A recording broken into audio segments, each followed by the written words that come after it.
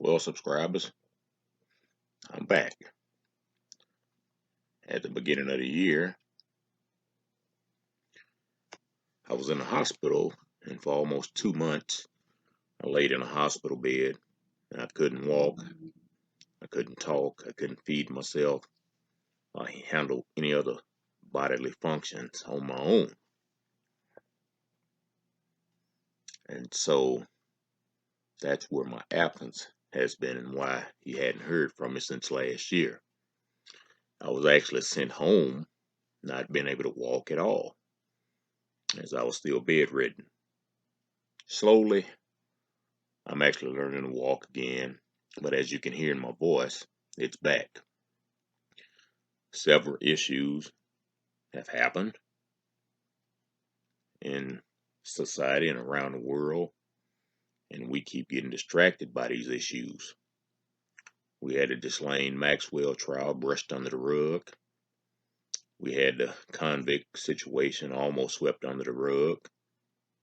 We had the Russia-Ukraine issue placed in our faces daily. We have multiple food warehouses that have been destroyed by one act or another. We have the bird flu, the swine flu, mad cow disease might be creeping up again. You have wealthy folks saying in the future we should get our daily protein source from cockroaches and other insects, as they buy up the farmland around the country to keep regular folks from being able to plant their own food. What did they give us instead of putting the focus on all these issues? Because they take issues like that, they throw a little quick 10, 15-second media clip in there about that, and then they go on and focus on all this other stuff.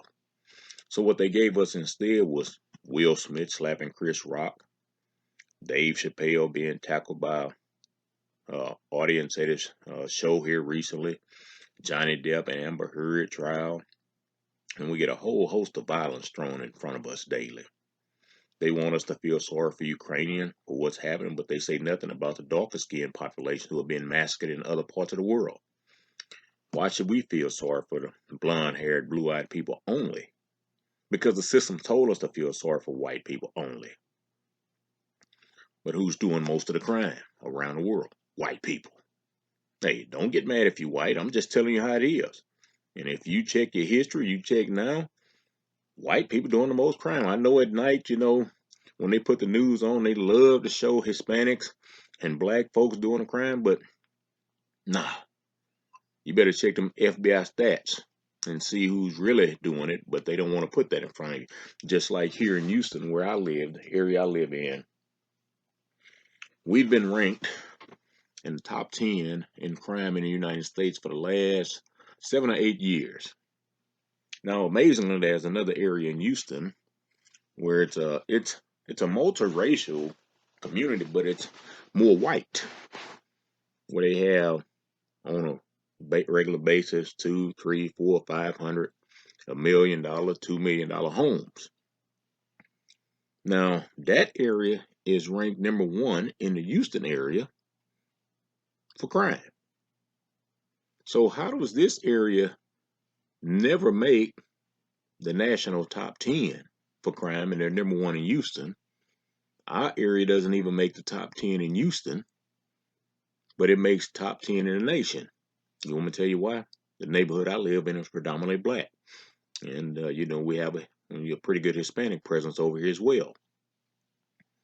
So they want to keep you thinking that the white neighborhoods are safe.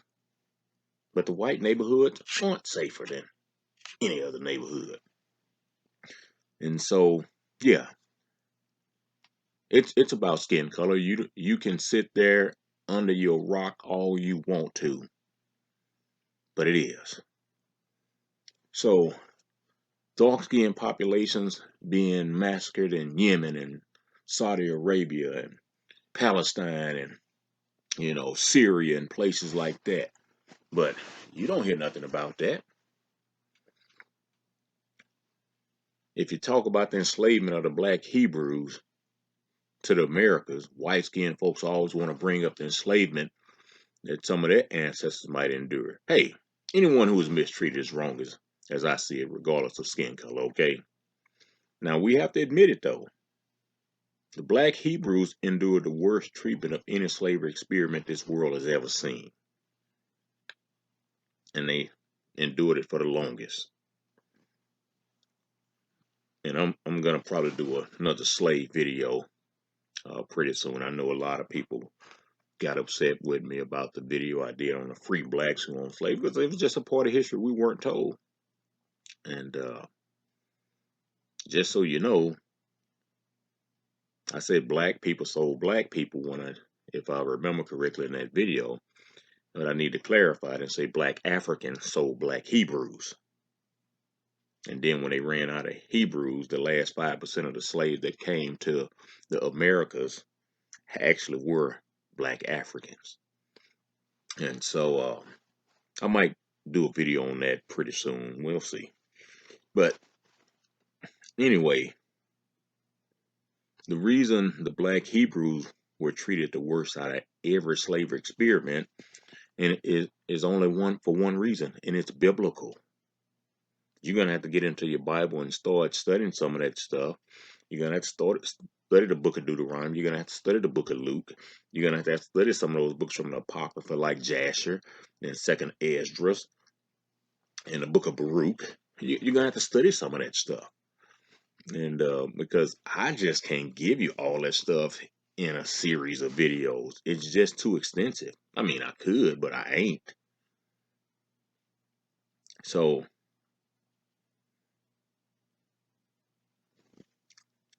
it's biblical. Had nothing to do with skin color for the most part, but it had everything to do with heritage.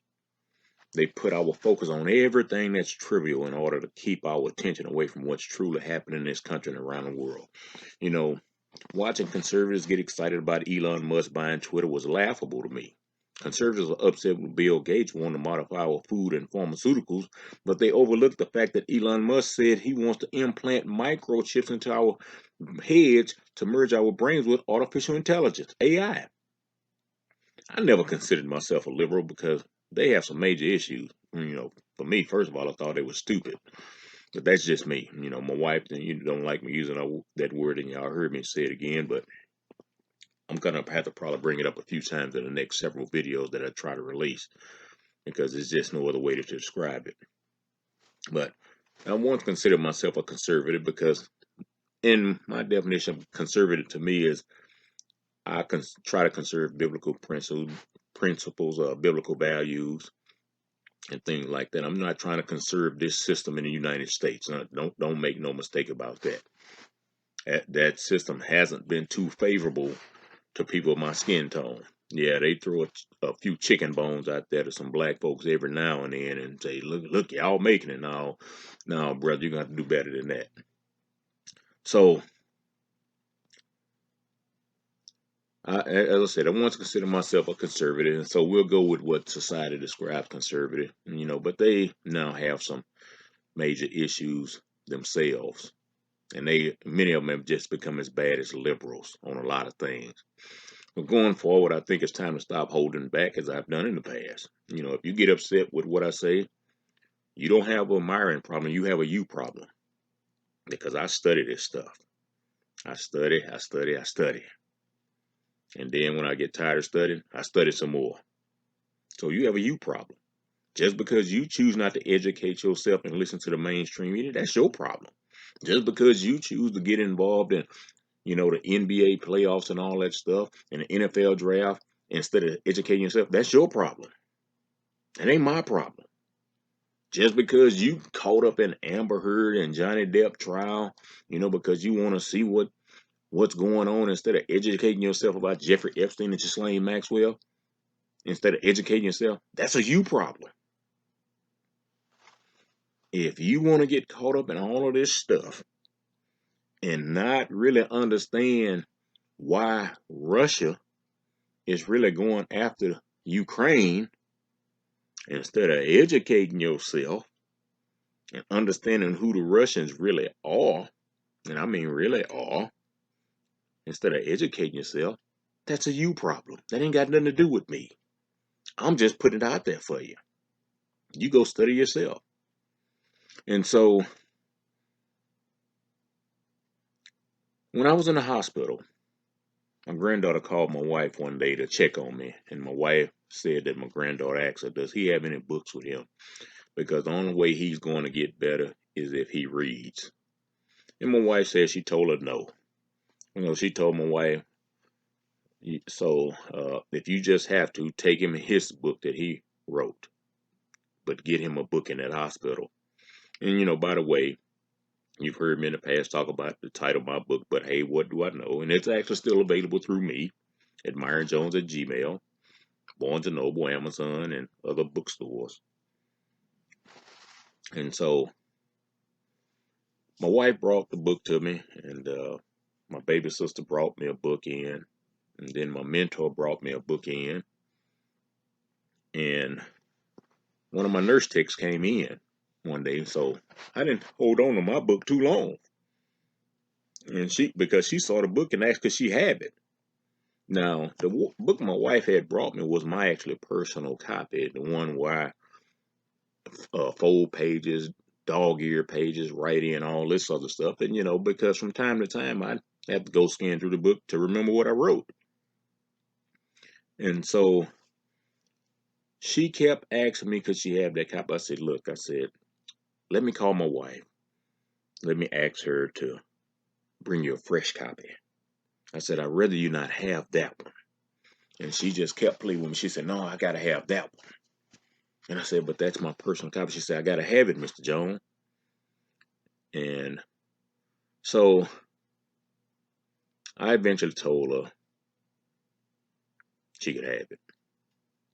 Well, the reason she wanted it, that particular copy, was because she wasn't a regular at the hospital and didn't know at the time if she would be back. It was about 2 weeks later when I saw her again. And when she came into the room, she literally ran and jumped on me in the bed. And I told her, I said, hey, there's my wife sitting on the sofa over there. And she got off of me. And the first thing she said was, when are you going to write another book? She's from Nigeria. And she was one of the most positive medical people I've ever met. She told me not to even look at the numbers they wrote on a dry erase board every day, because they want you to focus on that so you can remain sick by keeping your mind focused on negativity. She said the hospital environment is negative and she was considering a career change.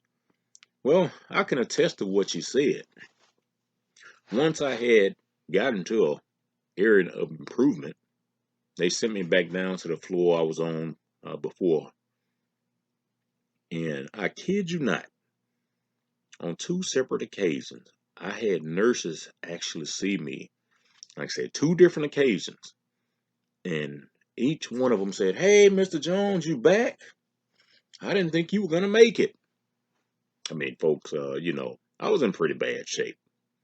But what kind of bedside manner is that for a nurse to have?